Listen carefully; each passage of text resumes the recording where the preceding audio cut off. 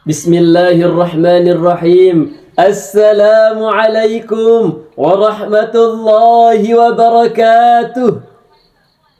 Alhamdulillah. Alhamdulillahilladzi ja'ala al-fata quwwatan shadidah. Wassalatu wassalamu ala an-nabiyyil mustafa wa ala alihi wa ashabihi ahli sidqi wal wafa. Amma ba'du. Yang saya hormati Bapak dan Ibu Dewan Juri yang insya Allah dirahmati oleh Allah Subhanahu wa Ta'ala. Amin. Allahumma amin. Dan hadirin ma'asyiral muslimin yang insya Allah juga dirahmati oleh Allah Subhanahu wa Ta'ala. Amin. Allahumma amin. Pertama-tama, marilah sejenak kita memanjatkan puja dan puji syukur atas kehadirat Allah Subhanahu wa Ta'ala yang telah memberikan nikmatan hidayah berupa kesehatan kepada kita semua, sehingga pada kesempatan ini kita dapat hidup dan menghirup udara segar dalam keadaan sehat walafiat. Alhamdulillahi Rabbil Alamin. Kemudian salawat berbingkai salam semoga selalu tercurahkan kepada junjungan alam, yakni Habibana wa Nabiyyana wa Rasulana Muhammad sallallahu alaihi wasallam, Nabi akhir zaman, Nabi yang telah mengantarkan kita dari alam jahiliyah menuju alam yang terang benderang dalam naungan iman dan Islam. Hadirin wal hadirat rahimakumullah. Identitas agama merupakan fenomena fundamental bagi masyarakat Indonesia. Dibandingkan ras, suku dan spirit kebangsaan, hadirin, agama diyakini sangat memenuhi kebutuhan psikologis individu terkait identitas diri, harga diri, maupun aktualisasi diri.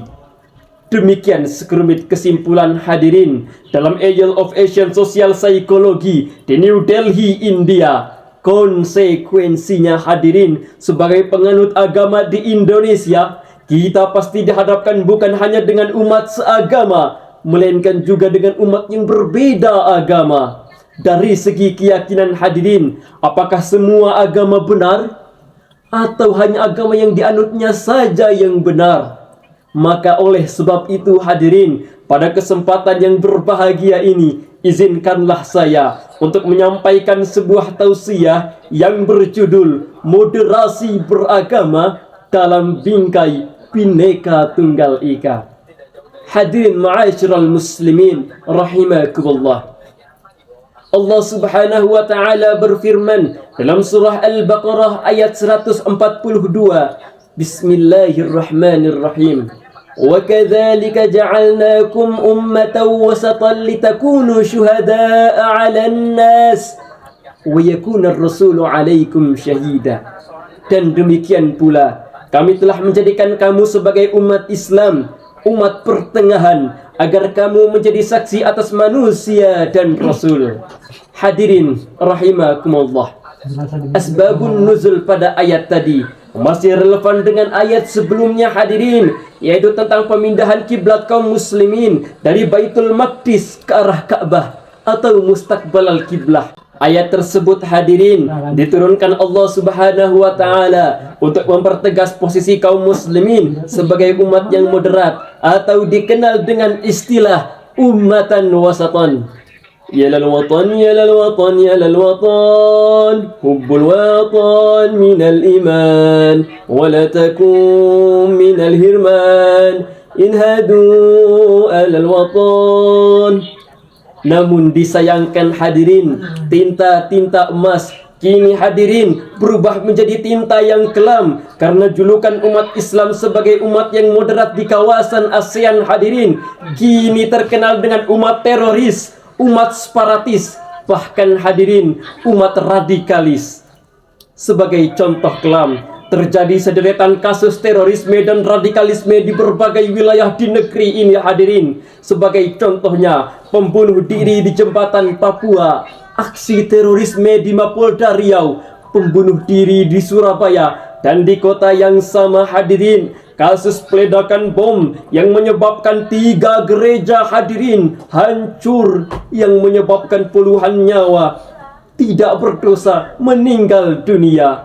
Ini jelas, sekali lagi ini jelas hadirin, tidak mencerminkan sikap seorang moderat, penebar maslahat. Akan tetapi hadirin, sikap seorang penjahat, pembawa mafsadat. Na'udzubillahi min dzalik. Pemahaman ini hadirin dalam istilah agama disebut qulub, yaitu sikap berlebihan dalam beragama sehingga melampaui batas-batasnya.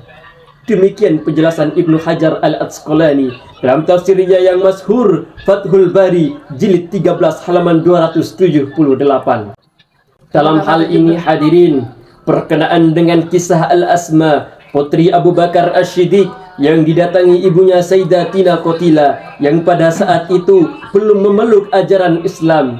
Al-Asma pun bertanya kepada baginda Rasul, "Wahai Rasul, bolehkah hamba berbuat baik dan menerima pemberian dari Bunda Qatilah yang tidak seagama?" Rasulullah sallallahu alaihi wasallam menjawab, "Boleh wahai Al-Asma binti Abu Bakar." Sikap Rasulullah sallallahu alaihi wasallam tersebut hadirin dibenarkan Allah Subhanahu wa taala dengan diturunkannya surah Al-Mumtahanah ayat 8 yang diriwayatkan oleh Imam Ahmad dan Imam Al-Hakim.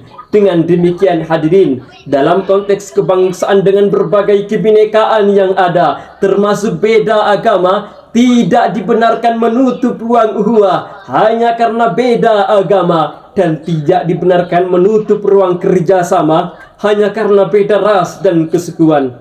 Setuju? Hadirin rahimakumullah.